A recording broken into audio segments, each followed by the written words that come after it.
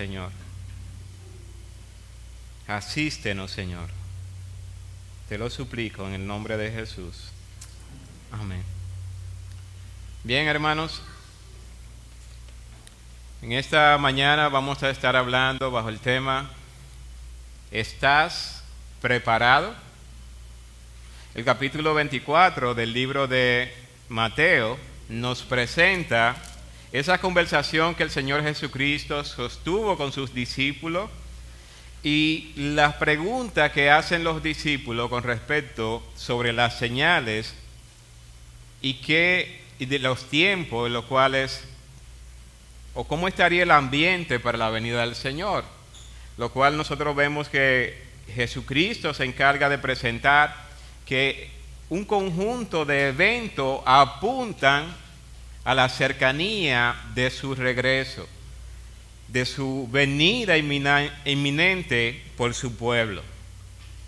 Y una de las preguntas que hacen los discípulos nos dan a nosotros también esas señales, esos prodigios y esa condición de la humanidad de peste, de hambre, de terremoto, de guerra, rumores de guerra, de una gran apostasía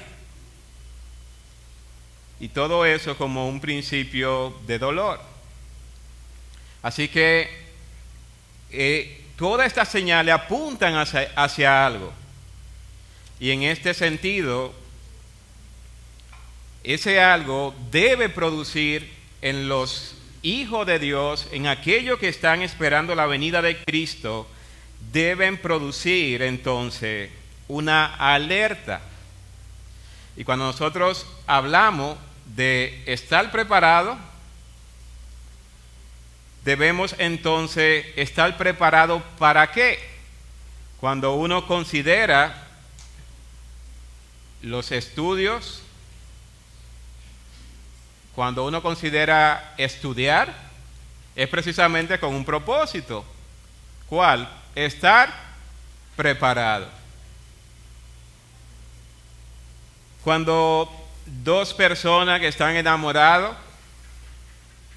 ¿verdad?, deciden casarse, hay una pregunta que surge: ¿estás preparado para casarte? Y cuando llegan los niños, ¿verdad?, ¿estás preparado para tener niños? Si nosotros analizamos todas y cada una de las cosas que he mencionado, demandan cierta preparación, cierta instrucción, cierto conocimiento, pero también cierta experiencia. Y por lo general, estar preparado es sumamente necesario para el mundo en el cual nosotros vivimos. Estar preparado es necesario para el sustento de la familia. Estar preparado es necesario para instruir a nuestros hijos por el buen camino. Estar preparado es necesario incluso para la convivencia en una sociedad que se está degenerando cada vez más y más, carente de valores y de buenos modales. Cuando hablamos entonces de estar preparado, eso nos coloca a nosotros en un conjunto de acciones que hemos hecho previamente. Un atleta que va a competir a los Juegos Olímpicos, no fue ese día que él dijo: déjame ir a competir allí para ganarme una medalla. No, un atleta es alguien que dedica toda su vida anhelando ese momento, esa competición y poder llegar a esa competición. Es decir, que cuando él está en los Juegos Olímpicos, no es el fruto de la insensatez o caer de paracaídas en aquel lugar. Es el fruto de años de entrenamiento, de sacrificio. Es el fruto de un conjunto de decisiones que ha tomado y de esfuerzo que ahora le llevan a tener la oportunidad de representar su país en esa competición. Y el apóstol Pablo, ¿verdad?, nos presenta esa realidad que el atleta se abstiene de todo. Y en ese sentido, entonces, nosotros debemos hacernos la pregunta: ¿estamos nosotros preparados para la venida del Señor? ¿Estamos nosotros preparados? ¿Anhelamos la venida del Señor? ¿Estamos preparados? Bueno, en este capítulo 25 hay una parábola que nos va a ilustrar esa realidad de que si estamos preparados para la venida de nuestro Señor Jesucristo. Y aquí nosotros tenemos lo que es una definición de lo que es una parábola. Dice que es una figura literaria, la cual es una especie de narración figurada, y lo cual hace una similitud o una analogía, y se origina una enseñanza referente a un tema que no se encuentra explícito como tal. Es decir, que la parábola, el propósito de la parábola es colocar un objeto que está oculto, que es desconocido totalmente, ante uno que está a la vista de todo, con el propósito entonces de que sea comprendido aquello que en el momento está oculto. Y la Escritura entonces presenta que la parábola, el propósito de la parábola es una enseñanza profunda con acciones de la vida cotidiana. Y esto, hermano, es importante nosotros partir desde esta realidad, porque Jesucristo, gran parte de sus enseñanzas tienen que ver entonces con el uso de la parábola. Y es importante ver cómo Jesús la utiliza y con qué propósito Él la expresa. Nosotros vamos a Mateo capítulo 13. Allí hay una enseñanza. Mateo capítulo 13 dice: entonces acercándose los discípulos le dijeron: ¿por qué les hablas en parábola? Él respondiendo le dijo: porque a vosotros os he dado saber los misterios del reino de los cielos, mas a ellos no le es dado. Porque cualquiera que tiene, se le dará y tendrá más, pero el que no tiene, aún lo que tiene le será quitado. Por eso le hablo por parábola, porque viendo no ven, y oyendo no oyen ni entienden, de manera que se cumple en ello la profecía de Isaías que dijo: de oído oiréis y no entenderéis, y viendo veréis y no percibiréis. Porque el corazón de este pueblo se ha engrosado, y con los oídos oyen pesadamente, y han cerrado sus ojos, para que no vean con los ojos, y oigan con los oídos, y con el corazón entiendan, y se conviertan, y yo los sane. Pero bienaventurados vuestros ojos porque ven, y vuestros oídos porque oyen, porque de cierto os digo que muchos profetas y justos desearon ver lo que veis y no lo vieron, y oír lo que oís y no lo oyeron. Así que el propósito por el cual Jesús utiliza parábola, en el Antiguo Testamento las parábolas se utilizaban para, con el tema de la parábola, causar un impacto en sus oyentes. Un ejemplo de ello en Ezequiel capítulo 24, allí hay una parábola de la olla hirviente. Y de por sí el tema llama mucho la atención. ¿Qué significará eso? Es decir, que el tema solamente cautiva, una olla hirviendo. Y los profetas utilizaban este método de enseñanza para impresionar con el tema, pero también para llevar una verdad que el pueblo necesitaba conocer o saber o asimilar.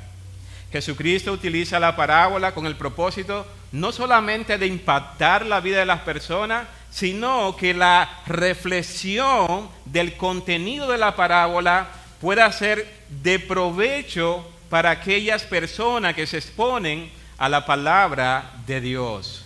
Es decir, que no es solamente impactar con el tema, sino que la meditación de esa parábola pueda dar convicciones para caminar de acuerdo a lo que está siendo enseñado. Y la idea es enseñar, cautivar, pero guiar sobre todas las cosas. Así que tenemos la noción de lo que es la parábola y también la razón o el cómo Jesús la utiliza. En lo siguiente entonces podemos ver cuál es el contexto de este pasaje, el capítulo 25. Hay un contexto que es cultural. Desde el punto de vista cultural, la vida en Jerusalén, en el pueblo judío, o en Israel en sentido general, era bastante difícil. Los tiempos eran difíciles para hombres y mujeres, de tal manera que el salir a buscar agua al pozo para las mujeres representaba un momento de poder hablar o interactuar con otras mujeres. Es decir, que aunque era una labor el buscar agua, era como una oportunidad también para socializar entre mujeres. Y dentro de las actividades que producían cierto descanso de la fatiga, de la opresión que existía en ese momento, las bodas marcaban una diferencia muy grande en toda la comunidad. De tal manera que las personas podían regocijarse, podían disfrutar como sociedad el hecho de que alguien se casara. Y era una oportunidad de mucho gozo y de mucha alegría para la comunidad. Para los amigos del novio era un momento muy importante para él. Y lo mismo para las doncellas, en este caso las vírgenes. Y el contexto del pasaje entonces, nosotros hemos visto que Jesús, luego de hablar en el capítulo 24 de las señales antes del fin y de la venida del Hijo del Hombre y un conjunto de eventos que han de suceder, cuando nosotros vemos el capítulo 24, la parte final allí habla de ese siervo fiel, el cual cuando su Señor venga le halle haciendo así. Y es un pasaje que busca ilustrar de que la venida del Señor está cerca, pero ¿qué está haciendo su siervo? ¿En qué cosa está ocupado? Bueno, el capítulo 24 presenta que estos siervos infiel, el siervo malo, el versículo 48 dice: pero si aquel siervo malo dijera en su corazón, mi señor se tarda en venir, y comenzare a golpear a sus consiervos, y aún a comer y a beber con los borrachos, aquí está presentando un siervo infiel, malvado, malo, que viendo la tardanza de su señor, lo que hizo fue maltratar a su prójimo, pero también entonces entregarse a la borrachera, a la lujuria y a la idolatría. Ese es el contexto anterior del pasaje. Es decir, que ante la expectativa de la venida de Cristo y su tardanza, vemos entonces que un siervo malo hace cosas que no debe de hacer. Maltrata, se entrega a la borrachera y golpea a su prójimo. Este capítulo 25 entonces va a presentar no solamente lo que hace o lo que deja de hacer, sino cuál es el estado en el cual se encuentran aquellos que están esperando la venida del Señor Jesucristo. Es por eso que vemos que el pasaje inicia diciendo: entonces el reino de los cielos será semejante a 10 vírgenes que tomando sus lámparas salieron a recibir el esposo. Esta acción de salir a recibir era una ceremonia propia de la época y que era un honor realmente poder participar de ella. Y allí presenta que tomaron sus lámparas y salieron a recibir al esposo. El versículo 2 entonces es el que nos presenta que 5 de ellas eran prudentes y 5 de ellas eran insensatas. Hermanos, y esto debe llamar nuestra atención porque de aquí depende el desarrollo de lo que vamos a estar viendo. 5 de ellas eran prudentes. ¿Y qué es una persona prudente? Aquella que al evaluar su estado o su propósito o su razón de ser, toma las acciones necesarias para estar prevenido. Pero el insensato es todo lo opuesto. El insensato, como vamos a ver, no hace ningún tipo de planificación y no se prepara. Aquí vemos entonces que 5 de ellas eran prudentes y 5 de ellas eran insensatas. El capítulo 7 de Mateo, nosotros vemos que Jesús, desde el versículo 24, dice: cualquiera pues que me oye estas palabras y las hace, le compararé a un hombre prudente que edificó su casa sobre la roca. Descendió lluvia y vinieron ríos, y soplaron viento y golpearon contra aquella casa, y no cayó porque estaba fundada sobre la roca. Pero cualquiera que me oye estas palabras y no la hace, le compararé a un hombre insensato que edificó su casa sobre la arena, y descendió lluvia y vinieron ríos y soplaron viento y dieron con ímpetu contra aquella casa, y cayó, y fue grande su ruina. La palabra de Dios nos ilustra, ¿verdad?, esa diferencia que existe entre alguien prudente y alguien insensato.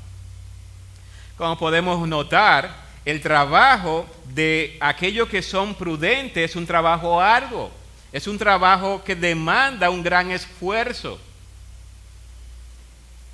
Sin embargo, aquellos que son insensatos o insensatas en este texto son aquellos que buscan la vía fácil, poco esfuerzo, poco trabajo. Sin embargo, nosotros vemos lo que sucede con su vida o con su edificación. Volvemos al capítulo 25, dice que 5 de ellas eran prudentes y 5 de ellas insensatas. He aquí donde está entonces cuál es el accionar de una y cuál es el accionar de la otra. Dice: las insensatas, tomando su lámpara, no tomaron consigo aceite. Es decir, que si vamos a ver, ellas tienen una acción bien definida. ¿Cuál es?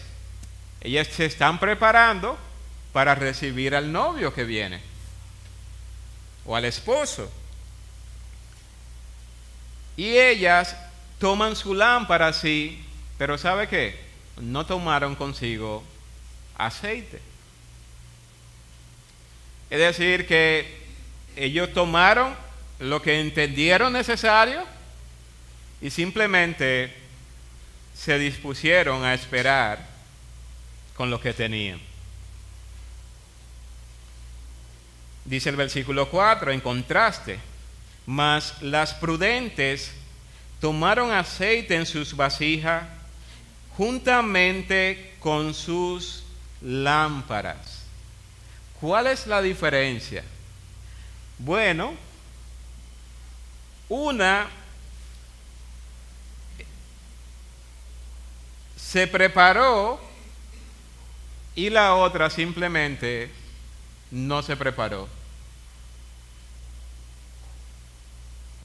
Y esto nos hace pensar, ¿verdad? Porque en ese momento, tener aceite o preparar, lo preparativo como tal de las vasijas y todo lo demás, era algo bastante pesado, como podemos ver en la figura.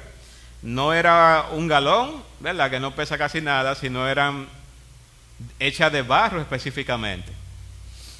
Y por lo tanto, era un poco incómodo poder cargarlo. Sin embargo, dice el texto que las prudentes tomaron aceite en sus vasijas.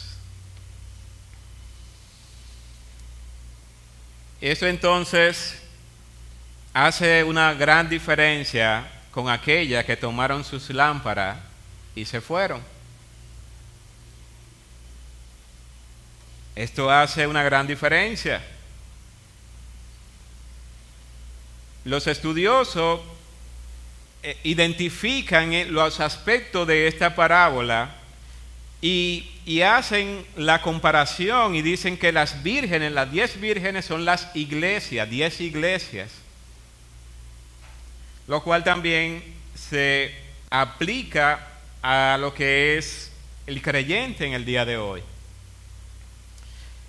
El esposo es identificado como nuestro Señor Jesucristo. La fiesta es el banquete del Cordero que encontramos descrito en Apocalipsis capítulo 19. El retraso del esposo, ¿verdad?, es la tardanza. Y la llegada del esposo es la segunda venida de nuestro Señor Jesucristo. Sin embargo, en el texto se pregunta entonces, ¿a qué se refiere con el aceite? El aceite en la antigüedad tenía múltiples usos.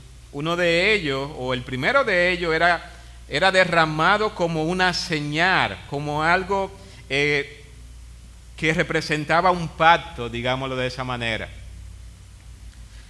Y también era utilizado en esa época de nuestro Señor Jesucristo como algo balsámico, el aceite. Sin embargo, hay postura con respecto a esto que presenta el aceite. En el caso de Martín Lutero, el reformador, dice que el aceite es la fe de los hijos de Dios. Y esto no entra en ningún tipo de contradicción con lo que vamos a decir a continuación. Porque si algo nosotros podemos notar, el capítulo 18 de Lucas dice, os digo que pronto le hará justicia, pero cuando venga el Hijo del Hombre, ¿hallará fe en la tierra?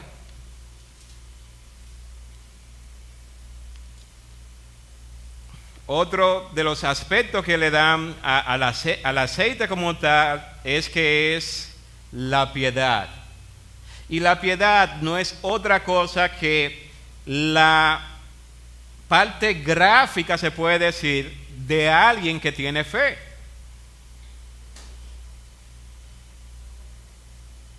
Grande es la piedad, acompañado de contentamiento. Sin embargo, en el contexto del pasaje, hermanos, nosotros podemos observar o poder responder con respecto a las vasijas y más que nada al aceite. En Mateo capítulo 24, los versos 45 al 51, allí hay una enseñanza que tiene que ver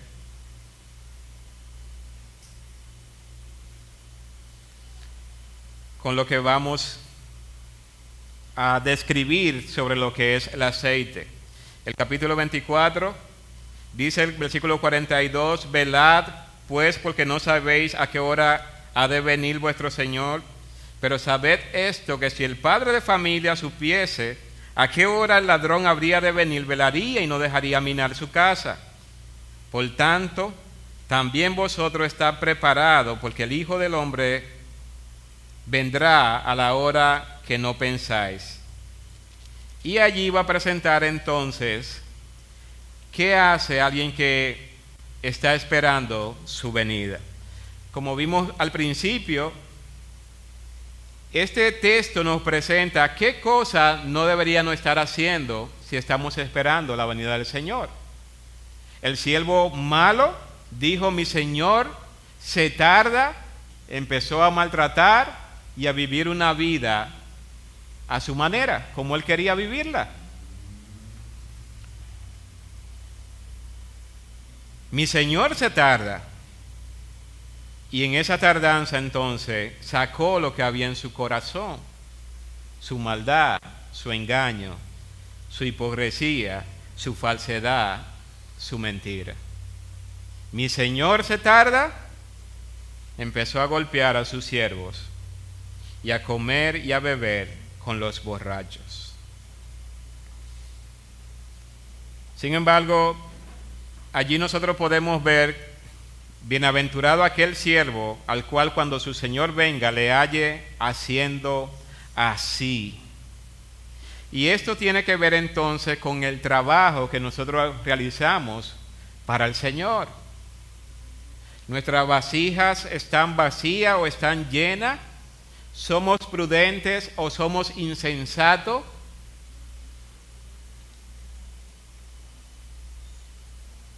¿Para quién estamos trabajando?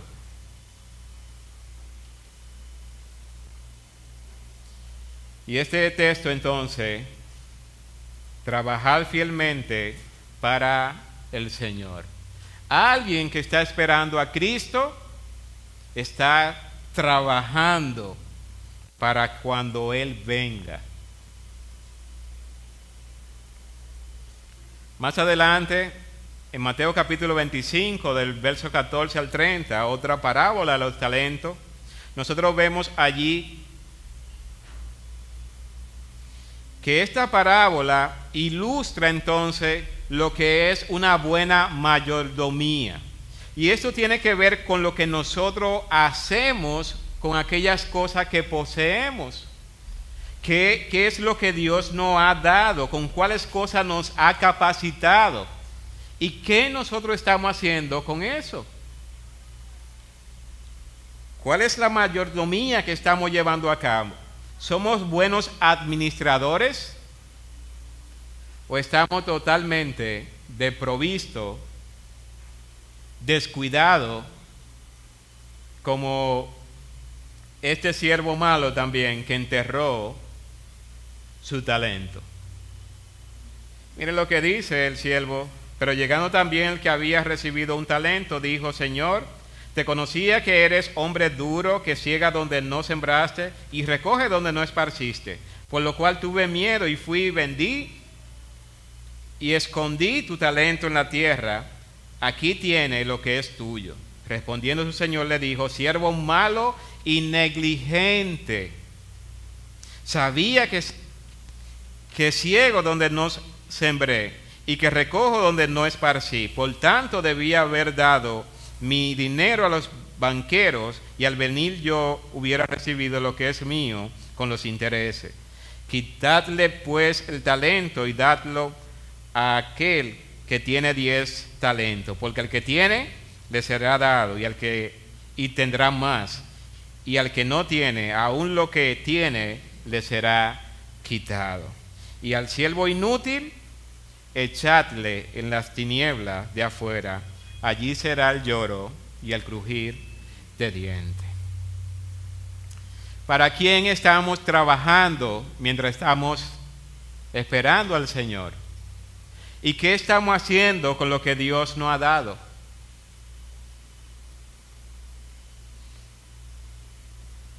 Otra de las enseñanzas que vemos en el pasaje está en el versículo 31 al versículo 46.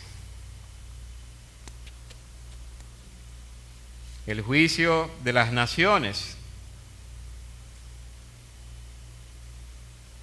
Versículo 35 dice: porque tuve hambre y me diste de comer, tuve sed y me diste de beber, fui forastero y me recogiste, estuve desnudo y me cubriste, enfermo y me visitasteis en la cárcel y viniste a mí. Entonces los justos responderán diciendo: Señor, ¿cuándo te vimos hambriento y te sustentamos, o sediento y te dimos de beber? ¿Y cuándo te vimos forastero y te recogimos, o desnudo y te cubrimos? ¿O cuándo te vimos enfermo o en la cárcel y vinimos a ti? Respondiendo el rey le dirá: de cierto os digo que en cuanto lo hicisteis a uno de estos mis hermanos más pequeños, a mí lo hiciste. Entonces dirá también a los de la izquierda: apartaos de mí, maldito, al fuego eterno preparado para el diablo y sus ángeles.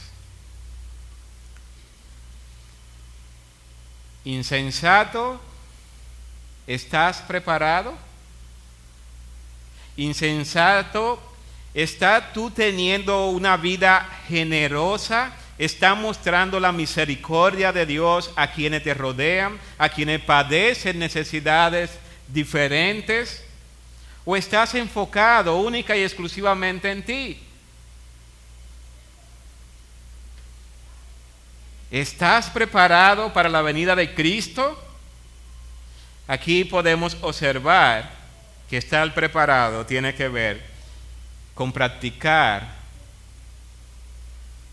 una vida de generosidad, una vida hacia su prójimo, una vida enfocada en servir a Dios, en vivir para Él.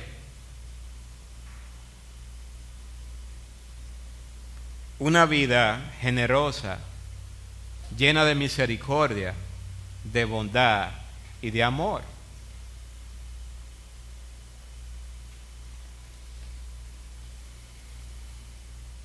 El versículo 5 presenta entonces que, y tardándose el esposo, cabecearon todas y se durmieron. Algo que presenta el texto tiene que ver entonces con qué pasó con ellos mientras estaban esperando.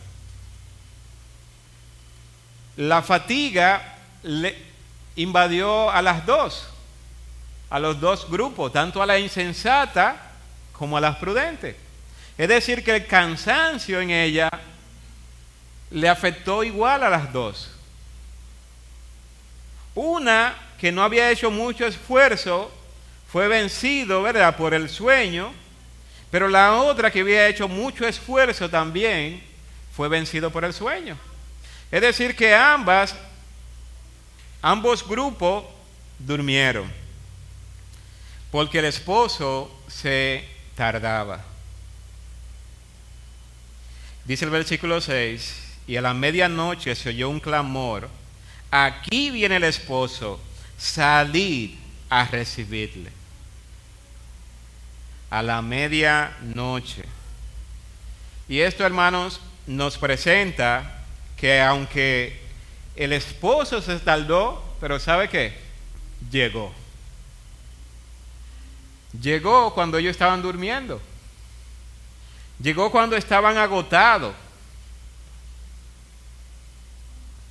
Sin embargo, ellas fueron despertadas realmente con la llegada del esposo. Salid a recibirle. ¿Y qué pasó? Versículo 7. Entonces todas aquellas vírgenes se levantaron y arreglaron sus lámparas. Y las insensatas dijeron a las prudentes: dadnos de vuestro aceite, porque nuestra lámpara se apaga. Es cierto que eran insensatas, porque aún su razonamiento como tal, en ese momento, ¿verdad?, es un razonamiento insensato.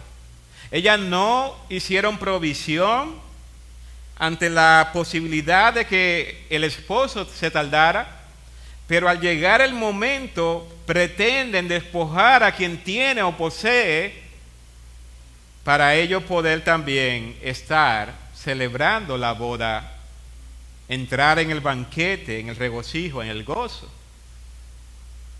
Es muy fácil pretender que otro supla lo que a ti te corresponde. Es muy fácil buscar el trabajo de otros. Es muy fácil no estudiar para el examen, y cuando tú estás ahí mirando para los lados, ¿verdad?, deseando que alguien te haga llegar un papelito con la respuesta. Es muy fácil. Estas vírgenes insensatas pretendían entonces despojar a quienes sí fueron prudentes. Pero la respuesta de la prudente también muestra que son prudentes. Así como la solicitud de las insensatas muestra que son insensatas, la respuesta de la prudente también dice: mas las prudentes respondieron diciendo: para que no nos falte a nosotras y a vosotras, id más bien a los que venden y comprad para vosotras mismas. ¿Qué hicieron la prudente? ¿Se despojaron? No. Ellas pudieron analizar, ellas pudieron contemplar el panorama, ellas pudieron ver todo lo que había en juego en ese momento y las posibilidades que existían. Y tomaron la decisión de decirle: mira, esa solicitud ha sido denegada. Ellas supieron decir que no. Hermanos, hay momentos en el cual nosotros debemos saber decir que no.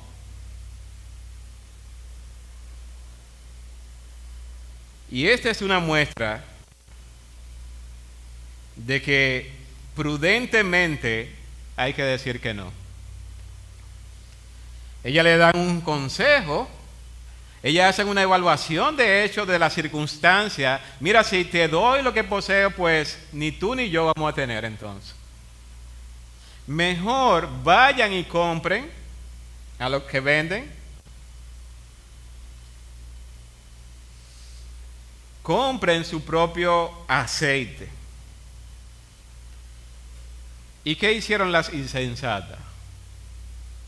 Ya salieron a comprar. Pero pensemos en esto: medianoche. ¿Quién vende a esa hora? En ese tiempo no se vendía a medianoche. El mercado antes de la caída del sol ya estaba cerrado. Y a la medianoche ellos pretenden salir a buscar. Dice el versículo 10: pero mientras ellas iban a comprar, vino el esposo. Mientras ellas salieron a comprar, el esposo llegó.